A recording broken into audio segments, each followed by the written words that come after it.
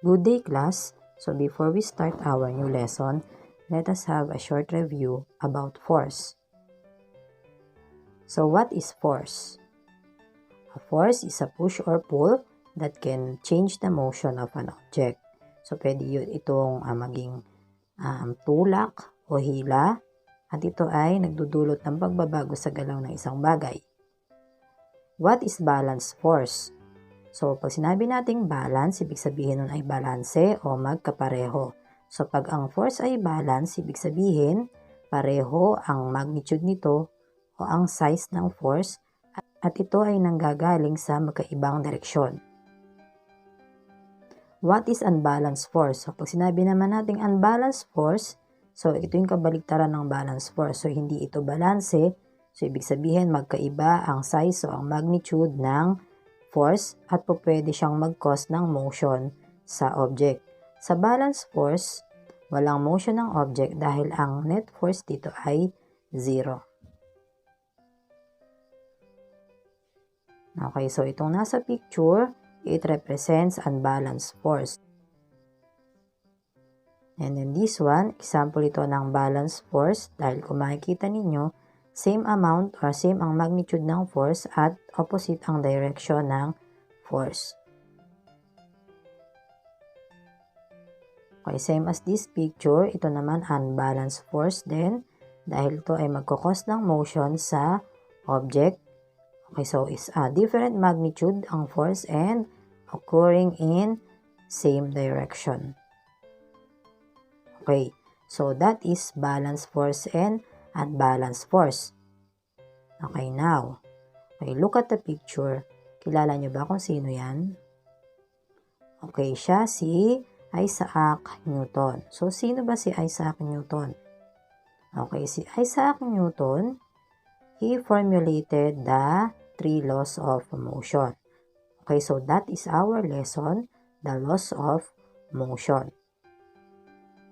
Okay, so there are 3 laws of motion. The first one is the law of inertia.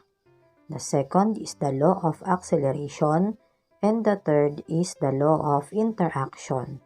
So now, let us first discuss law of inertia.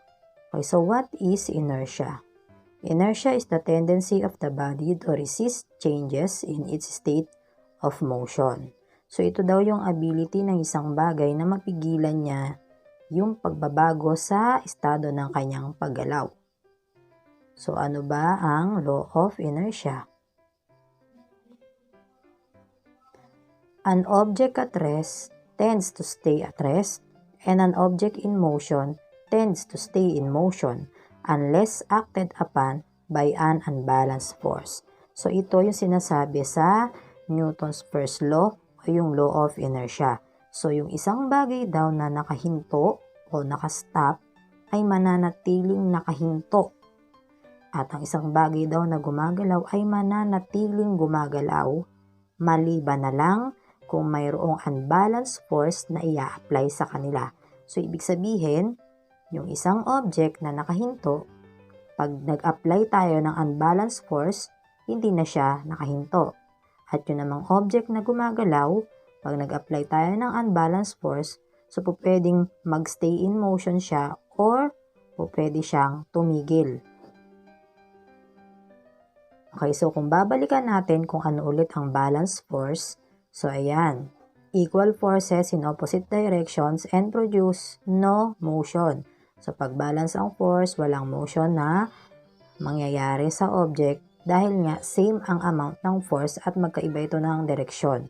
Pagka naman unbalanced, unequal opposing forces produce an unbalanced force causing motion. So pag unbalanced ang forces, magkokos ito ng motion sa isang bagay. So ulitin ko lang, sa law of inertia, itong unbalanced force ang magkokos sa change in motion ng isang object. If objects in motion tend to stay in motion, why don't moving objects keep moving forever? So sabi sa law of inertia, objects in motion will stay in motion. Okay, so kung ganun nga, bakit ang mga bagay na gumagalaw ay hindi gumagalaw habang buhay? So, meron bang bagay na gumagalaw habang buhay na hindi humihinto? Things don't keep moving forever because there's almost always an unbalanced force acting upon them. Okay, so kung mapapansin nyo, nabanggit na naman dyan yung unbalanced force. So, itong unbalanced force na to, ito yung reason kung bakit yung isang bagay na gumagalaw ay hindi mananatiling gumagalaw habang buhay. So, yung unbalanced force na to, maaari niyang pabagalin o patigilin yung paggalaw ng isang bagay na in motion or moving.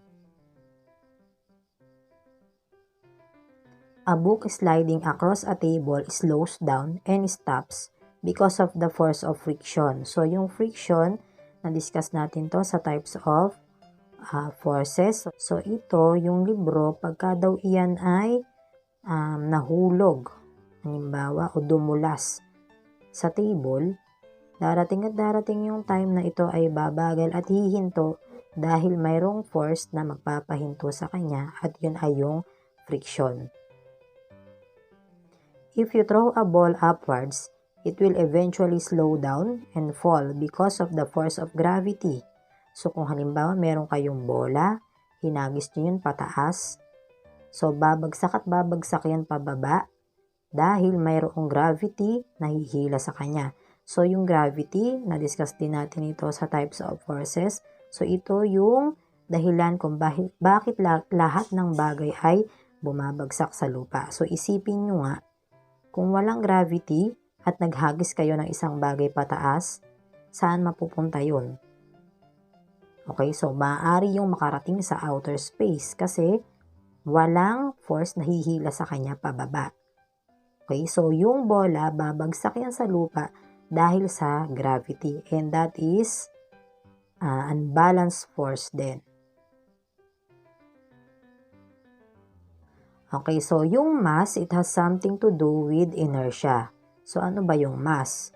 Mass is the measure of the amount of matter in an object.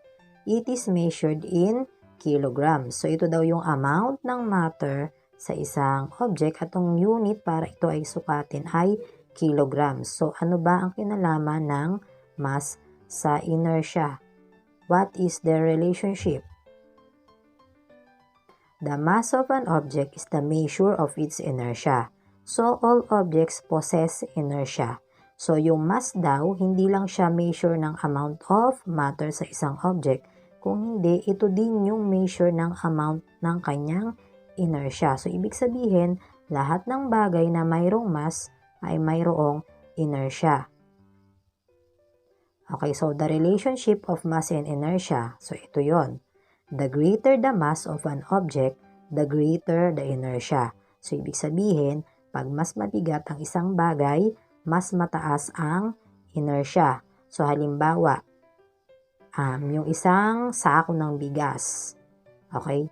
So, yung isang sako ng bigas, sabihin natin yun ay 25 kilos or 25 kilograms. So, mahirap siyang buhatin kasi nga, mabigat yung mass niya. So, ibig sabihin, yung ability niya para mag-resist ng motion ay mataas din. So, mataas yung inertia niya. Hindi mo agad siya mamumove o mabubuhat ng ganun kadali dahil nga mabigat siya. So, ibig sabihin, mataas ang inertia nun kasi nga mabigat siya. And then, vice versa. The lesser the mass of an object, the lesser the inertia. So, pag mas magaan naman daw, mas mababa ang inertia. So, proportionally, directly proportional sila, no, yung mass and inertia. So, pag mas magaan naman, ang inertia niya ay mababa. So, halimbawa, yung 1 kilong bigas. So, yung 1 kilong bigas, madali mo lang mabubuhat yun kasi nga magaan siya. So, yung inertia niya mababa or yung ability niya to resist motion ay mababa. Kaya madali mo lang mabubuhat yun. Compare sa 25 kilos na bigas na sobra ng bigat kaya hindi mo agad mabubuhat. Okay, so how can you explain inertia in this picture? So kung makikita nyo, ayan, yung mama nakasakay siya sa kotse, Bumangga siya sa pader. Ano nangyari sa kanya? Tumilapon siya. Sa tingin nyo, bakit kaya? Okay, so dahil wala siyang seatbelt, no? So kaya siya tumilapon. Hindi siya naka-seatbelt. How can you relate the concept of inertia while you are riding a vehicle? So, paano ba natin maire-relate yung inertia kapag tayo ay nakasakay sa sasakyan, halimbawa sa jeep or sa bus? Diba? Kapag nakasakay kayo sa jeep or sa bus, kapag nagpepreno yung jeep or yung bus, anong nangyayari sa atin? Okay, so, tayo ay nagmo-move forward. Okay, so ibig sabihin, yung katawan natin, nagre-resist tayo sa motion nung bus or ng jeep, kaya napapamove forward tayo. So, yun ay concept of inertia. What are the safety measures when riding a vehicle to avoid accidents? So, ano ba yung mga ginagawa natin para hindi tayo maaksidente pag sumasakay tayo ng sasakyan? So, halimbawa sa kotse, di ba, may mga seatbelts doon. Para saan ba ang seatbelt? Okay, so kaya tayo nagsi-seatbelt para mas mapigilan natin yung pag-move forward ng ating katawan kapag humihinto o kapag may preno yung sasakyan. So, kapag mas malakas yung preno, mas napapa-move forward yung katawan natin. Pero dahil meron tayong seatbelt, nare-resist yung pag-move forward ng katawan natin. So, kaya tayo nag-seatbelt.